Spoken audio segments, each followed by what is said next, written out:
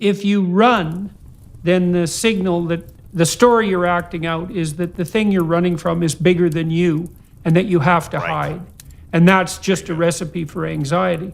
Now, it's not necessarily that easy to turn and face something, but you do detail out a variety of strategies in your books that might help people do that.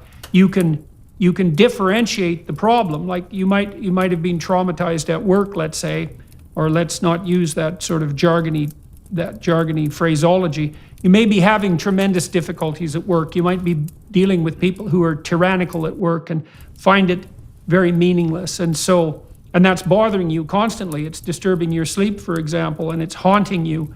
And you tend to try to push it out of your mind when the thoughts come. And partly that's because the thought of getting a new job is so daunting that you can't face it. And one of the ways of recalibrating that is to break down the problem into small and manageable steps. And so, for example, one of the things that you can do if you might have to consider getting a new job because you're unhappy and miserable at work is open up your resume or your CV and look at it, right? So you might not be able to get a new job, but you might be able to open up your resume and look at it. And then having done that, you've sort of cracked the surface, and then maybe you could spend an hour a week for a month updating it, or 10 minutes a day, or 10 minutes every 2 days, something like that. But part of the trick is to take these larger monsters that are frightening enough so you want to run away from them, decide that you're going to face the situation. You lay out, for example, in your book, you ask people a lot of different questions about what they're thinking. And if something is making you anxious and afraid and miserable, it's very useful to write out all the reasons it's making you anxious and miserable, and to ask yourself, what is it you're afraid of? And then to develop a differentiated plan for dealing with those. So let me ask you this, in your psychoanalytic experience, can the majority of people do this by themselves? Because if I was to distill down all of the pathologies in modern civilization, I keep coming back to one central point, and that's that we are desperately and pathologically and spiritually and frighteningly lonely. Yeah. And I'm wondering if we can, is it even possible anymore to tell a 21-year-old boy, 21-year-old man, hey, you need to do this by yourself? Or is because I keep coming back to the first thing you do before you start trying to solve your problems is get a tribe, get a gang, get a couple of people in your corner, get a mentor, somebody you can sit with. And we've had to professionalize it with mental health professionals, but get some people around you to help be a good reflective mirror for you, because we're lonelying ourselves to death, I feel like. Yeah, well, I don't think that people can generally do this alone. It's actually very difficult, and I think people can't do it alone in part because people, and I'm not being snide about this, people aren't very good at thinking, and they're not very good at negotiation. Well, and when we're anxious, our brains shut off rational thinking, right? It doesn't want us wondering, is that a nice bear? It just wants us getting out of there, well, right? that's an additional problem. You know, part of the reason that honesty in speech is so important is that there isn't any difference between honesty in speech and thinking. So you said, can people do this alone? And the answer to that generally is no, because thought itself is generally a dialogical process. So what you and I are doing right now is thinking things through. Now we're doing that with an audience and for an audience, but you have some propositions and I have some propositions, and we're pitting them against each other and cooperating at the same time, and we're allowing the discourse to modify our implicit presuppositions. So we're allowing the discourse to modify our stories.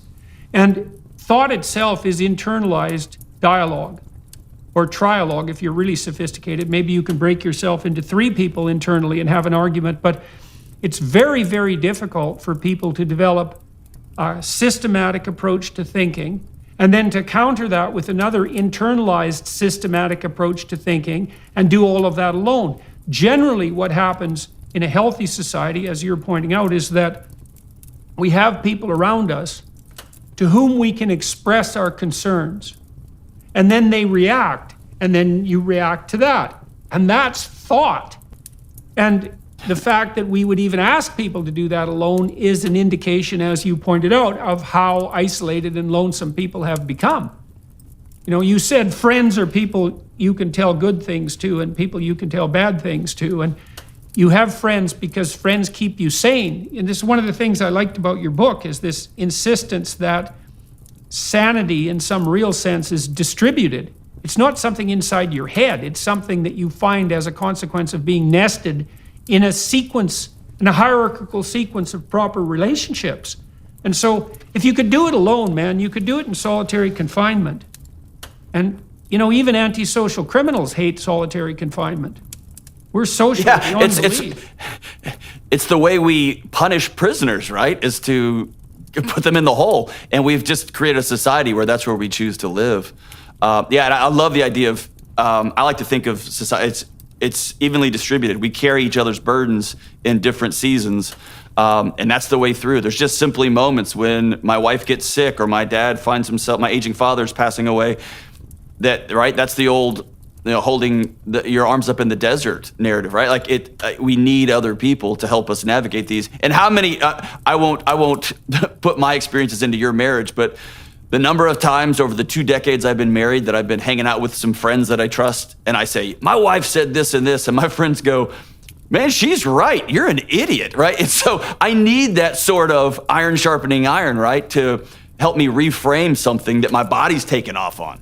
Yeah, well, a good definition of sanity in some real sense, and I don't mean this in a trivial or a coy way, is that you're saying if you can behave well enough that other people can stand having you around so that they can provide you with corrective feedback.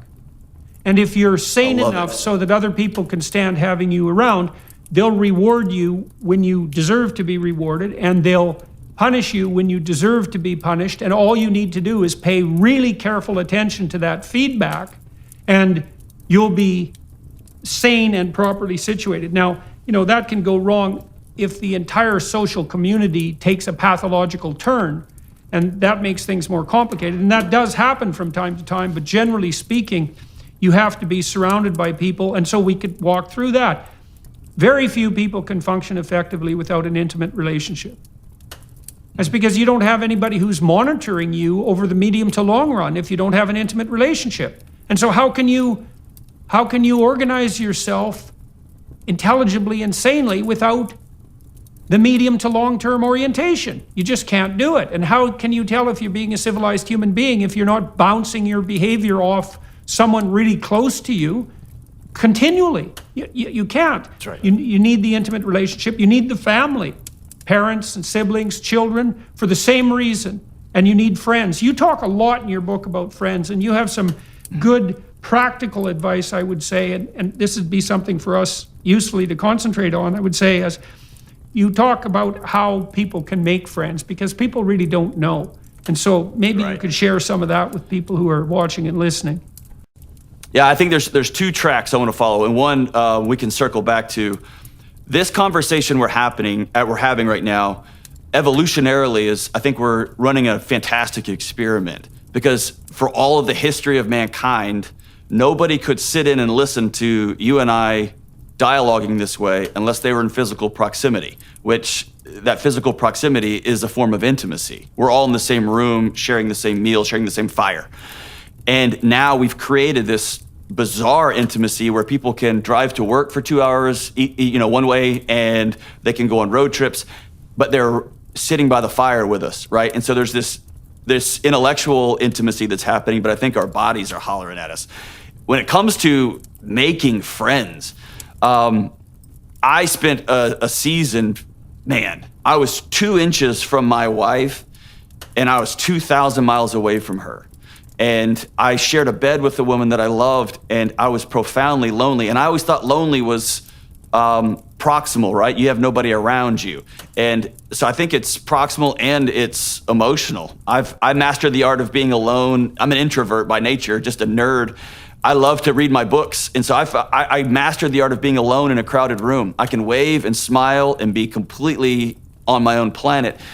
And that has a physiological and a spiritual cost to it. And so what I had to stop doing was beating myself up for having a lack of character or I'm a failure. No, I needed to learn a new set of skills, and that skill set was making friends. When you're a child, when you're in middle school, when you're in high school, when you're in university, everything is geared towards community. You play games together, you don't play games together. It's all about doing things together. And then you cross that graduation stage or you get out of the Army and the world looks at you and says, it's now you versus everybody. And so I think we just have to say, hey, I don't have the skill set, so what do I got to do? I think we overthink it. I think hospitality, going first, asking people over to your house, to your events, to your thing, and just go first and get over yourself. Look at it as you just got to quit smoking at some point. I just got to make friends at some point. I'm going to go first. People are going to say no. They're going to challenge you. You're going to find out that nobody wants to be around you. So you got to go to the mirror and ask yourself, what is it about me that I'm projecting in the world that nobody wants to spend time with me? It really challenges, but man, just let's stop over pathologizing it. Let's just go be weird. Go be weird and be hospitable. Go first. Go first. Yeah, well, you said that you're an introvert, and the thing about introverts is they often have to learn consciously how to socialize, right? Because extroverts, That's right. well, they're tilted so hard in that direction, it just comes naturally to them. We could walk through some of the initial stages in forming relationships in a very behavioral manner because people might find that useful. So Benjamin Franklin said that one of the things you could do when you first moved into a neighborhood was to ask one of your immediate neighbors for a very small favor. Right.